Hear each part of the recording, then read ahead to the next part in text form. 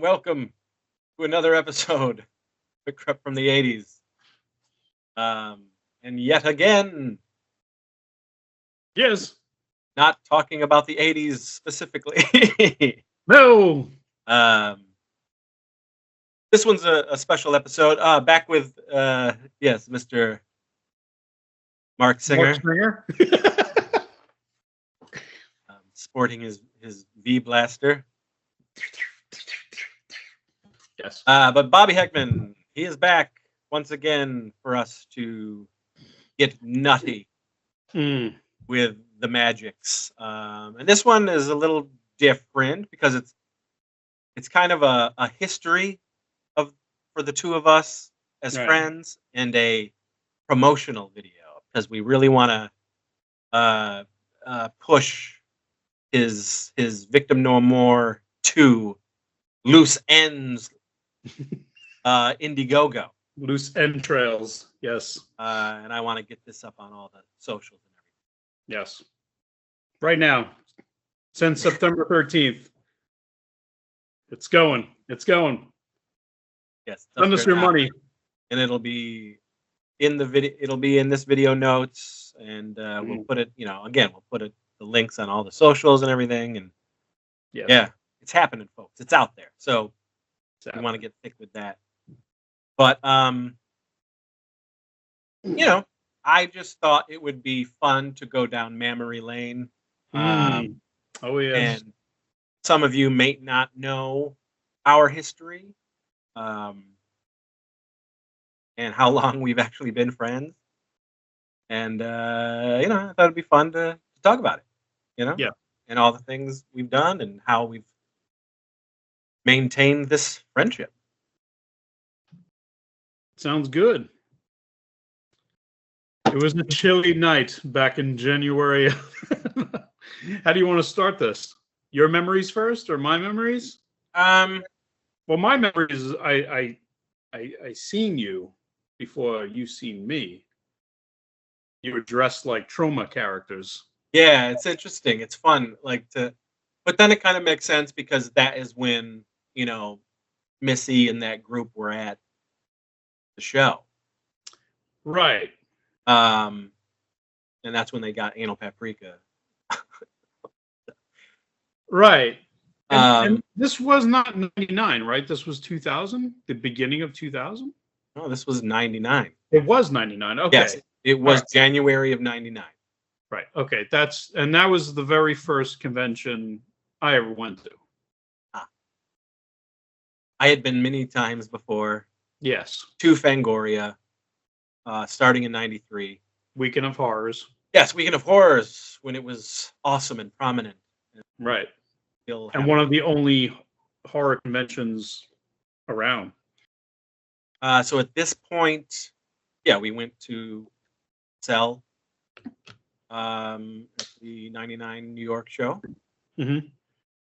And yes, that's this is when we were shooting stuff with Lloyd for Anal Paprika 2. Mm-hmm. And in return for us shooting with him, he was like, why don't you throw on some of the character outfits and just run around and be obnoxious? Right. So we did. I was Kabuki Man and Casey was Dolphin Man. And Jesse Green was Chupacabra. Right.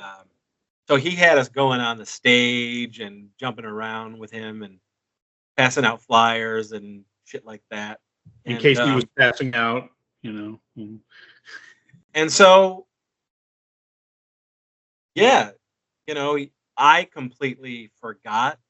That's the first time we sort of met. I didn't know, of course. Mm-hmm. Until you showed me like a picture, and that picture was you holding me or something or holding. No. It wasn't that. That was after we knew each other. Oh, okay. Like 2 years later or something. But the first one was just me taking a picture with Kabuki Man and Dolphin Man next to me, and I had no idea what your names were, who you guys were. Yeah. And just continued about getting autographs and me, checking out the convention for the first time. And it was Missy and Jamie and I guess whoever else we were with that met you guys. And then I came by the table and kind of introduced me to you and your thing. And I was like, ah, cool, man. Yeah, it's cool, and had a few laughs. And I guess I just went about my business. I don't know. But we started talking there. And then you continue talking to Missy and all them. And, that went the way of, well, you tell that story. Yeah, so I got a letter from everybody saying that, hey, man, Anal Paprika is hilarious. It's a big hit here on Long Island in this house, we love it. We even wrote a song, and all that stuff. And in the letter, she was like, hey, we would love to have you and Casey if you ever wanted to come down for a week. Yeah. And I was like, okay, but and I guess the more we talked through, 2000, we finally agreed to come down in the summer of 2000. Right. So Casey and I went to your house where all you guys were staying. Right. And stayed for a week with all these strangers. Yes. And that's when we really became friends. Like, yes. Yeah. Like, my memory of like the instant me and you became friends was discussing the Friday 13th movies in the living room. Everybody else was asleep and we were just hanging out. And I in my memory, we were talking for hours. Oh, we were. Yeah, like we were just talking about what we grew up with and the movies that we love and all of that. And I was just like, oh, my brother from another place in New York. All right. And we just had the same kind of, interest in everything. But like you were shooting movies. I was shooting movies in the early 90s. And at that point I had given up trying to like make any kind of movies, but I knew I would wind up doing it again. And it was you and preparing a film with Missy and all of them and me being in it, of course, as zombies or whatever, really kind of kickstarted me going, oh, I should be doing this again. Let me do this. And I think thank you for the inspiration there. I think I brought some of the early 90s stuff, LVP stuff, that was on VHS to show everybody some of those, Yes. Like Friday the 13th, Halloween night. Yes, which, yeah. I remember that from Almost Night, Almost Day. Yeah. The first Mulva, not Mulva, Anal Paprika. Yeah, I think that was it, though. I think those were the only ones I remember seeing at the time. Yeah, and so, we go away, but while we're down there for that week in the summer, I just came up with this short. It was called Dynamite Explosion Once Again, which was an anime song. Right. You had two dudes in the house, Joe Anime and the other one, and they were so like into that Mike. stuff. Right, yeah. Yeah, and and that's when I came up with the Mulva thing. Right. And who she was and, how she acted and everything. And then I go away and then I keep talking to everybody and we put this thing together where, it was Missy wanted to do this thing called Bubblegum something or other. Yeah. It's like comics / movies. It wound up, Golf Shirt was the name of the zine or whatever. But yeah, I remember Bubblegum something being. Yeah, she wanted to turn it into like a bunch of different media type thing. Right. And I was like, I was going to shoot the first movie. Mm-hmm. And so that's when I put together Mulva Zombie Ass Kicker and came back down and basically moved my life Right. to Long Island, and so in the fall of 2000, we make Mulva. Yes, and then me and you were hanging out all the time. Yeah. And it was zombie. I was yes, the eye gouge zombie, very famous zombie. It's up there with Bub and Tarman and Flyboy, 100%. But I had a blast. I just absolutely had a blast doing that. That time, that fall was just awesome. Becoming better friends with you. And then all the weirdness started with Missy and her attention-seeking, goblin powers. I don't know what. Yeah, it was just a bizarre time. It was so dumb. Yeah, so everybody in that house wanted to move out because there was just irrational things that were going on. So I believe I moved out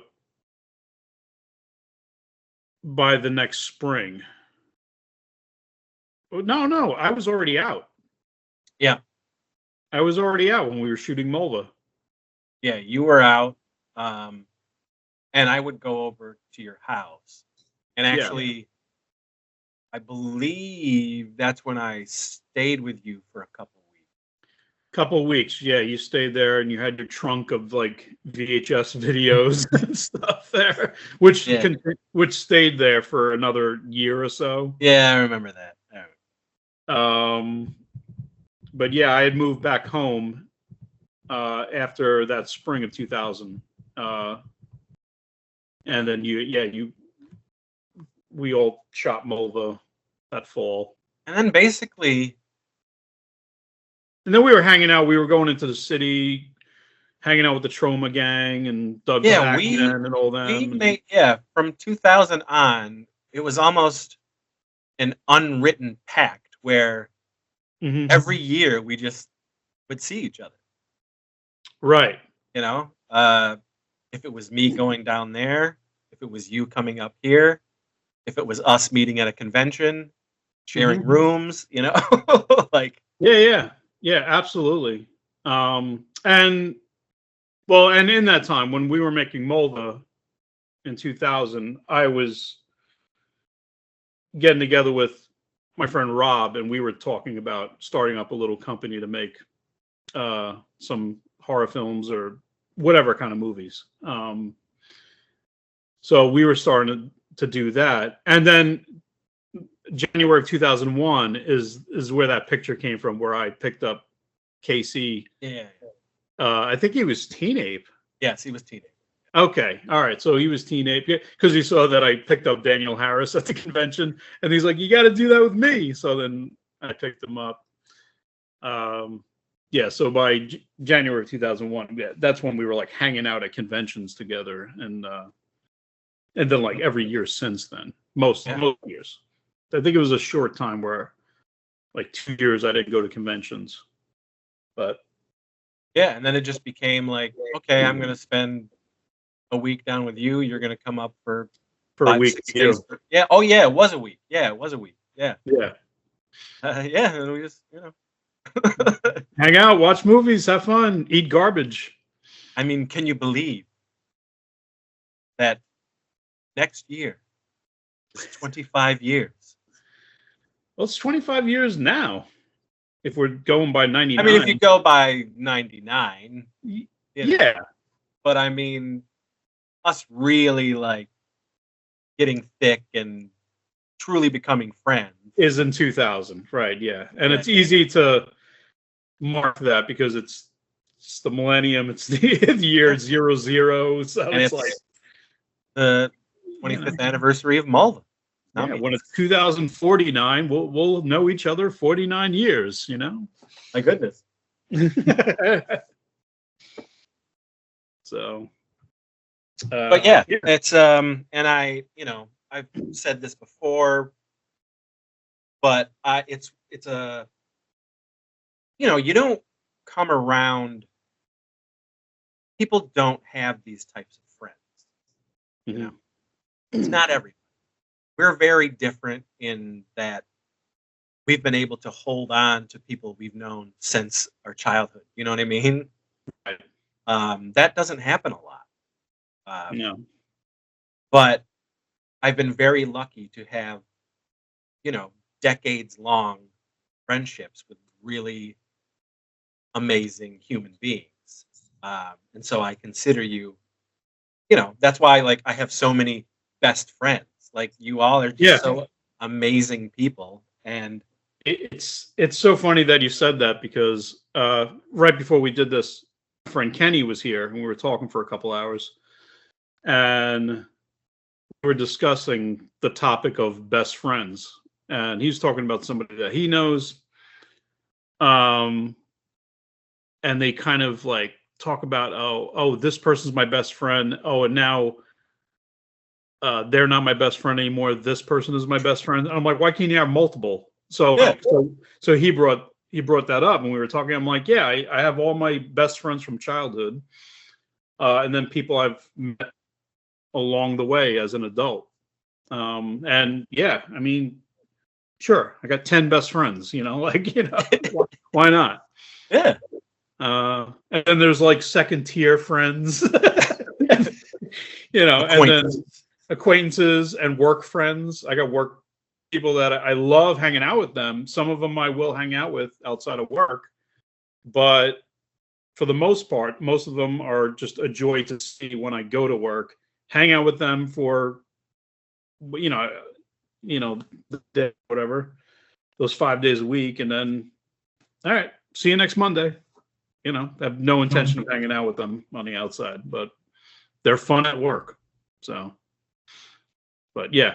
Yes, you could have multiple best friends. And Chris Seaver is definitely in the top 52. Okay. Yeah. He's in the top 8, people. He's in the top 8. In there. Yeah, you're definitely in the top 8. I just, I'm lucky to have these quality friendships, and I love it. You know that I love seeing you, and I love when we can get together, and it's just fun. And we just geek out, and always a good time. Yeah, rip on each other for some of the shit that we like or don't like.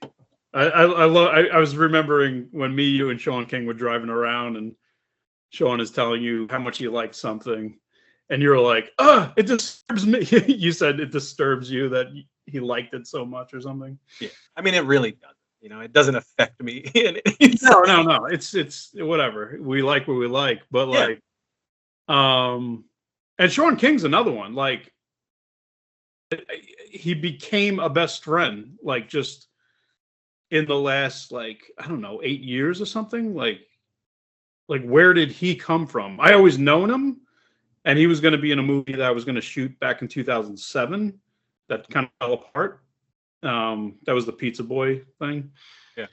And yeah, I might have been closer with him earlier if we had maybe done that movie, but it didn't happen. And then it was years later. I don't even remember how we started hanging out. Like, hey, let's hang out today. Now I see him like every week. Yeah. I mean, to me, he's one of my best friends. Yeah. So there you go. He became, and he only became like this within the last 10 years. Yeah. Like, where did Sean King come from? That's the next movie. And like, how, I don't know how, I really don't remember, like, if I invited him over or we hung out somewhere and it just clicked and we were just like, all right, I guess we're going to be hanging out like every week. I don't know how that happened with Sean. I remember it, and we just discussed it. Like with Sean, I can't tell you what happened. I think it might have been when Sean Jordan convinced us to go to the 24-hour horror marathon thing. And then me, King, and Kenny went to that. And that was the first time Kenny met him. But that was the first time I went away for a weekend or something with him, we went to that thing and drove back home. Yeah, and I guess that was around 2015 or something. I don't know. I think you had just gotten married, I think, that year. So I think it was that year. Because I was definitely with Lori. So, yeah. So that's when I started really hanging out with Sean. Yeah, I mean, I started hanging out with him So I met him at a convention. Yes. And we exchanged movies, exchanged Gooligans, all that stuff. But it probably wasn't until 2017, right, where I came down to your house and we just hung out with King. Yeah. And then the next year we're going to fucking LA together. Yeah, 2018. Making movies with us, and just like doing thrift store runs and marathons and eating awful, amazing food. Great food. Yeah, no, it's great. And then there was this other time that Sean King hijacked a bus full of penguins, and we went on a crazy adventure. Do you remember this? Sorry, I'm trying to make it more exciting for the people that might be watching that find stories of friendships and bonding a little boring or something, Anyway, good times, Bobby. Yes, amazing time to have you in my life. It's been a magical ride. And likewise, vice versa. Yes, and it will. But it'll continue into the 80s. Yes. The 2080s, which are going to be even better than the 1980s. Let me tell you. I mean, when we finally got that time travel taken care of, come on, we're all going back. All that will be old will be brand new again. Yes. So let's talk about loose ends. Yes. Victim No More. Do? Part do? So talk about it, friend. You've had awesome success with Victim No More. Yeah. Your tribute film to Friday the 13th. Since we can call it a fan film. We are getting nothing in the way of official anything other than this supposed A24 TV show. Yeah. Who knows if that'll happen. But I don't believe anything till I see a friggin' trailer. I truly cannot believe we have not had anything official, Jason. 15 years. Yeah, it's bonkers to me. It has been 15 years that these two old dudes have been fighting over rights. Morons. And can't settle on something to give the fans anything of what they desire. So, the fans have taken it upon themselves to create many Friday fan films, their interpretations, their continued story from the original films. There's so many out there, giving folks a chance to see Jason once again. Yeah. And Victim No More. You came and you conquered. I guess. Well, it's definitely a more,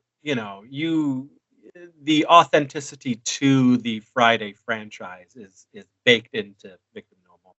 Yeah, I try to make it feel as close to a style of those old movies, not doing anything funky and artsy and,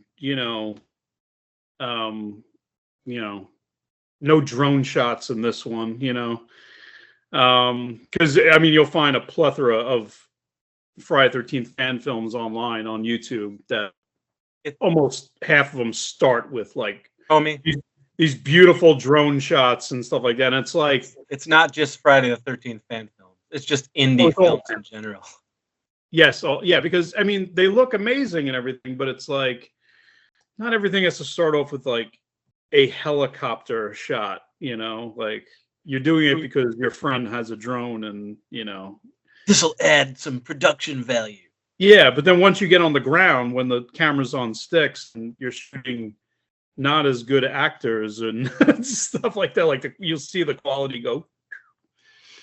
But anyway, yes, I Chris knows this, of course. Everybody probably watching this knows this if you heard us speaking about it before, that I have loved the Friday 13th franchise since I was a kid, and it's my favorite franchise. I used to make Jason movies. Chris used to make Jason movies when we were kids.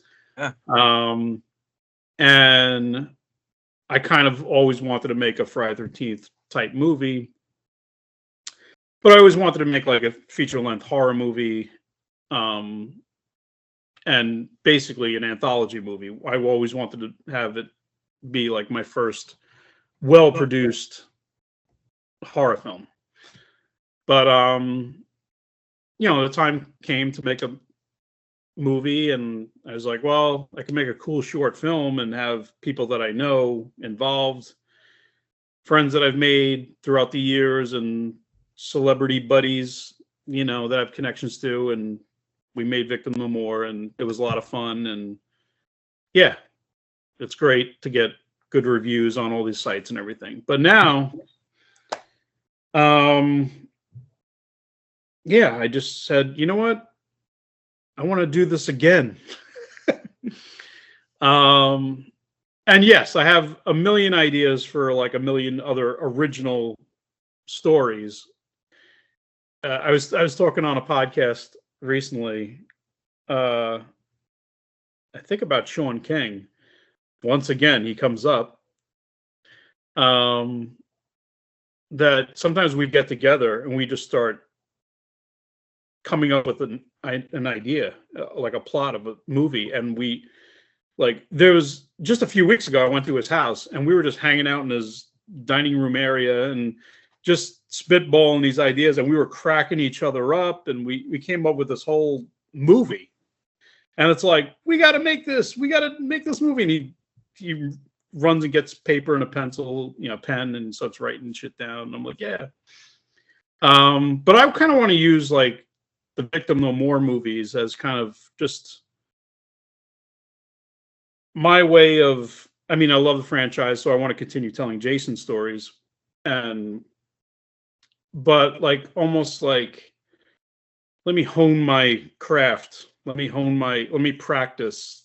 So they're almost like my way of, and experimenting with different things too, and trying different things. It's like, so this Victim No More trilogy that I want to do is kind of just me having a lot of fun before I start trying to like make something that I can actually make money on.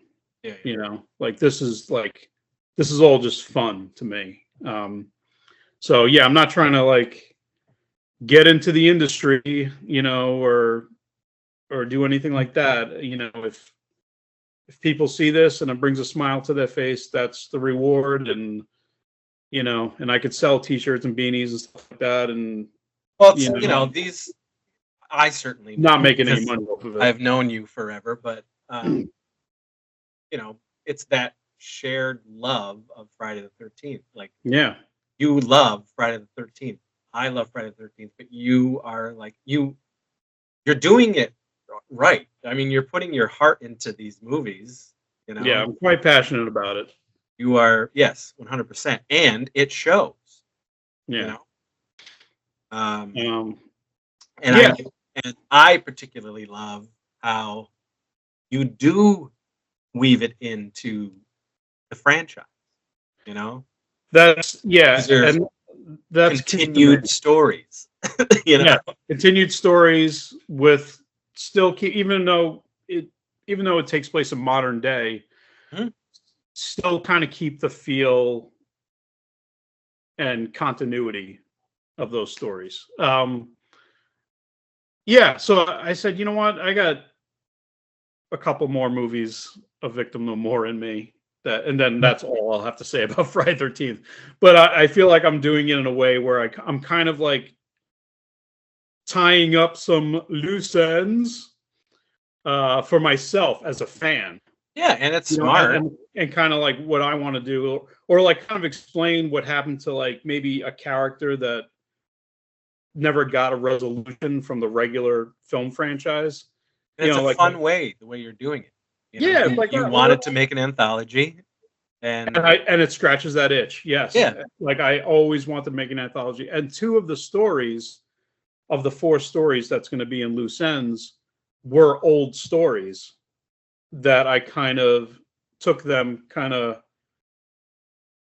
switched a couple of facts around or things, and just I'm spitting them out as a Friday 13th tale. Yeah.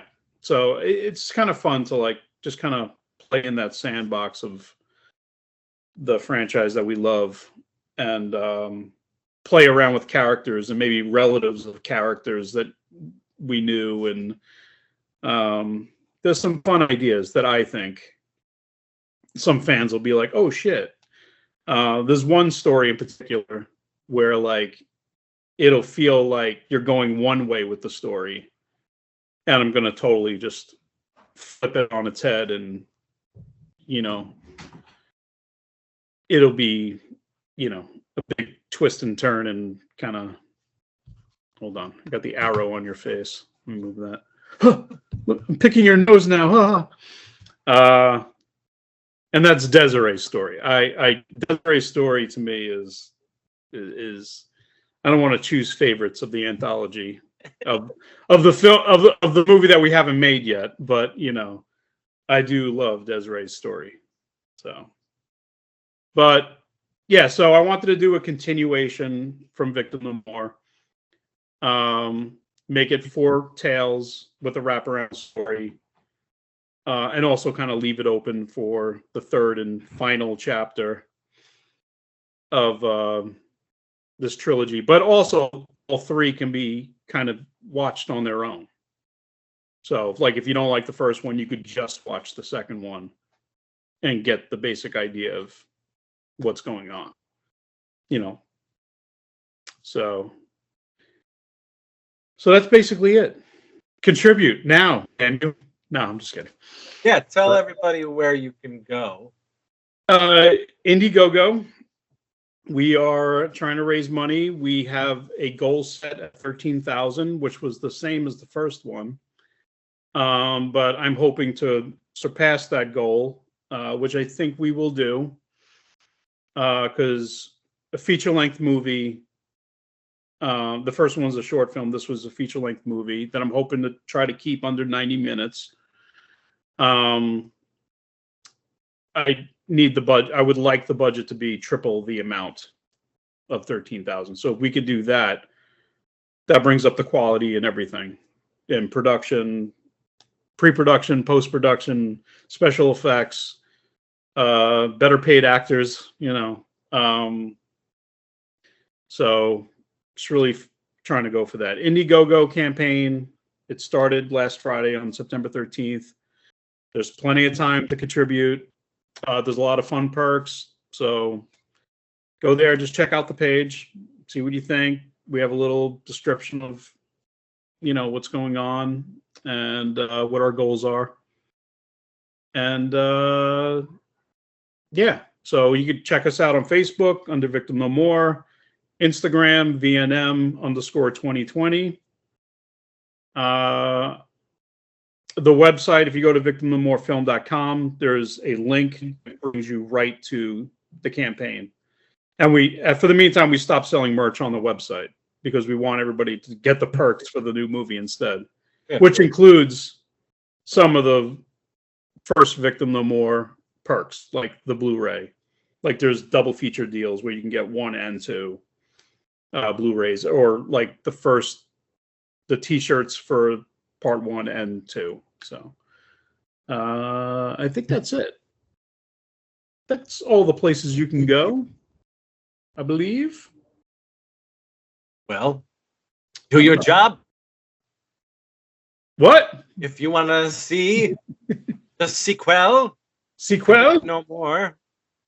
Then please go to Indiegogo and donate. Guys, you can watch the first movie on YouTube. Yeah. Want to get a taste.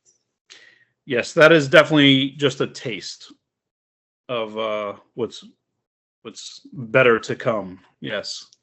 You won't believe the part that I'm going to be as extra number 2.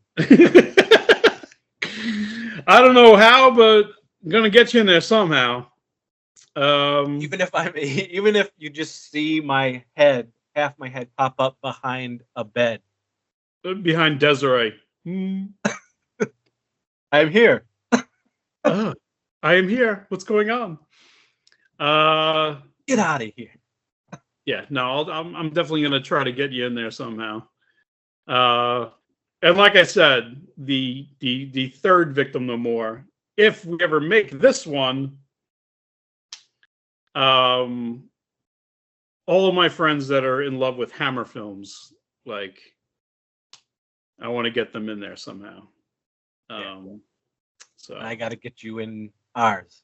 The Curse of Frank Wolfula. Curse of Frank Wolfula. There's got to be longer of a pause. The Curse of Frank Wolfula. There's a Warlock Hammer film.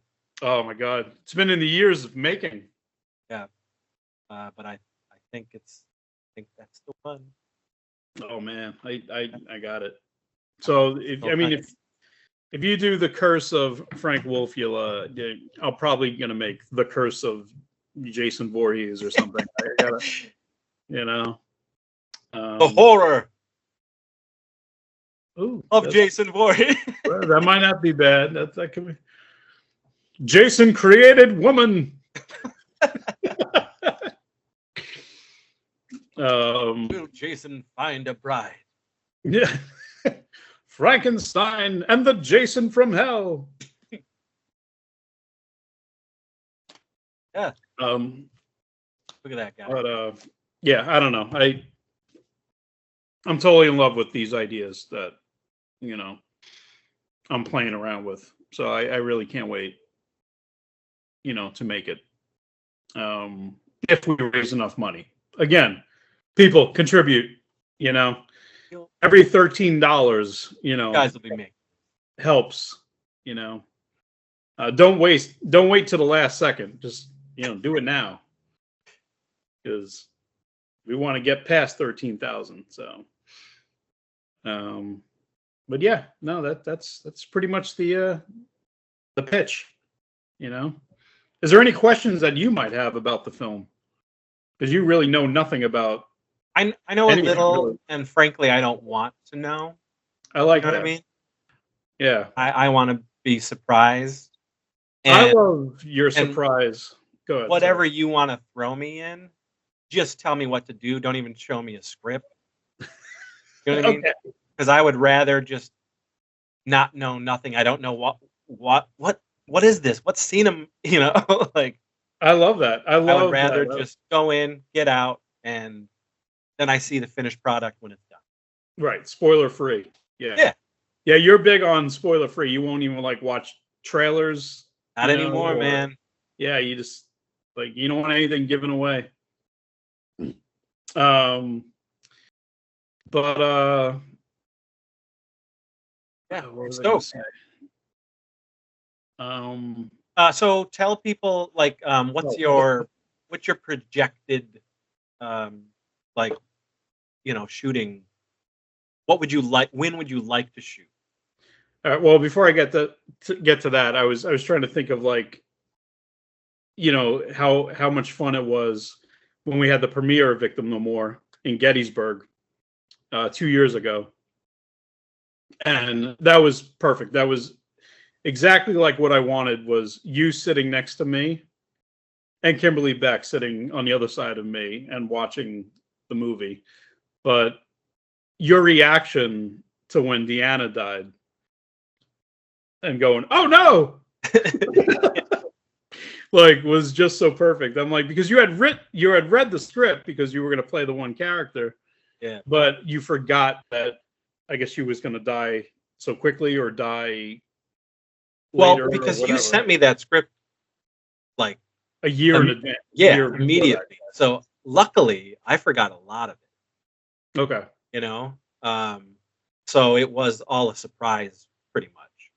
Yeah. You know. Yeah. No, that's great, and that's how a lot of people. Every time there's a screening of it, there's always somebody in the audience that was like, "Oh no!" Like because they liked Deanna so much, I guess, but they just also didn't expect it. They knew it was going to happen eventually, and most people think it's going to happen inside that cabin. But we spend the time walking through the entire cabin and then leaving and then getting killed. But that was just great. That reaction, and then Kimberly jumping when the wood falls. I was like, did you just like jump at that? Or I'm like, that was hilarious to me. But anyway, projected. I would love if we have the budget by spring of next year. What do you want? What do you want? I want the budget. I'm going to sell you so we can make this movie. Okay. He wants to eat. They always want to eat. So spring of 2025, late March, early April, into the end of May, possibly. We're going to shoot half the film. We want to shoot half the film in that time. So maybe 2 or 3 of the stories. And then taking the summer off. I never want to film in the summertime again. It's exactly what Sean King said too. Like we just despise the summer. And doing an activity like that, making a movie, especially outside. Or even inside, like in Chris's garage, it's like, woo! And then pick it up, in the fall time and film the rest of the film. Smart. So it'll be hopefully, so September, October, the rest of the movie will be shot, and hopefully, hopefully in the summertime we could like edit half of the movie that we already shot. So then it won't be as much work by November. So the film is supposed to be completed by the end of next year. So, and I was thinking it would be fun to actually premiere it on my 50th birthday, January of 2026. So that would be kind of I was an thinking interesting about concept, because we have.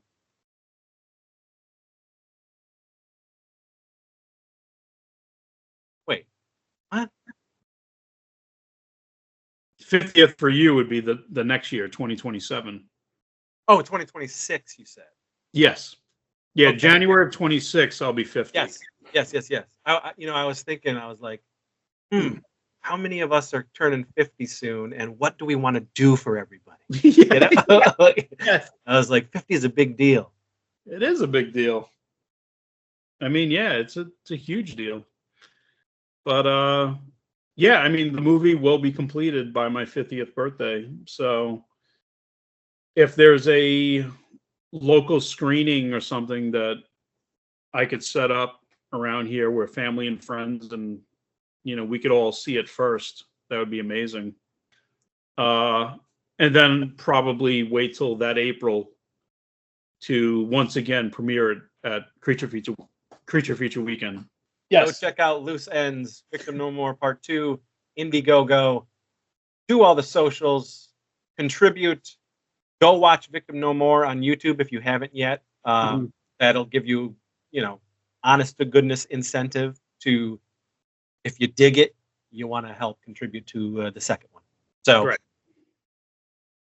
Contribute to real, true, independent horror cinema. That's right.